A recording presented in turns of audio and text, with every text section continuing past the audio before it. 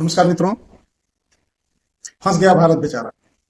Israel और Iran के युद्ध में भारत बुरी स्थिति में फंस गया है। अब भारत इसके पक्ष में बोले कुछ समझ ही नहीं पा रहा है। कूटनीतिक स्तर पे हमारे ईरान और इजराइल दोनों के साथ अच्छे संबंध रहे हैं। अब कुछ समझ में नहीं आ रहा है कि अब वो किस तरफ के लिए बोले। इसीलिए भारत का पक्ष आपने अखबारों के माध्यम से जाना होगा कि भारत ने ये कहा है कि आप दोनों लोग कूटनीतिक वार्ता करते हुए तनाव को कम करने का प्रयास करें, क्योंकि भारत इजराइल के साथ रक्षा संबंधी जो डील्स हुई हैं, रक्षा का जो हथियारों के समझौते हुए हैं, उसमें इजराइल भारत की मदद कर रहा है। और जरूरत पड़ने पर ईरान ईरान से हम लोग आज के डेट में, जब से रूस और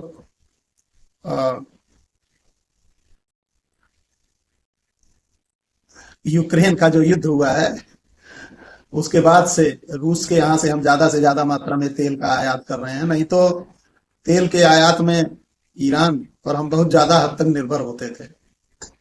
कुछ दिन पहले आप सुने होंगे कि ईरान या भारत सरकार ये प्रयास कर रही है कि समुद्र में पाइपलाइन डालकर सीधे ईरान से कच्चा तेल यहां मंगाया जाए।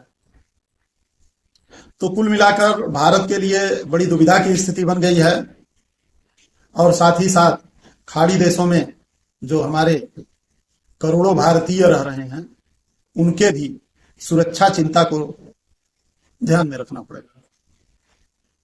और क्रूड ऑयल की जो कीमतें निरंतर बढ़ रही हैं, वो भी एक चिंता का विषय बनी हुई है।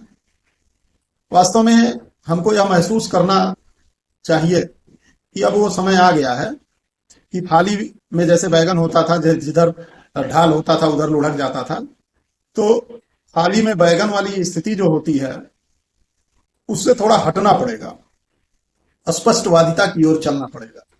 क्योंकि जब तक आप स्पष्ट रूप से किसी देश का साथ नहीं देंगे, तब तक वो अगला भी देश आपका स्पष्ट रूप से साथ नहीं देगा। तो ढुलमुल अगर रवैया आप दूसरों के साथ रखेंगे, तो आपके साथ वही ढुलमुल रवैया मिलेगा, जैसा कि ऑपरेशन सिंदूर में आपने देखा। सीधे सीधे सामने कोई भी देश आपके पक्ष में कुछ बोलने के लिए तैयार नहीं हुआ। बहुत बहुत धन्यवाद।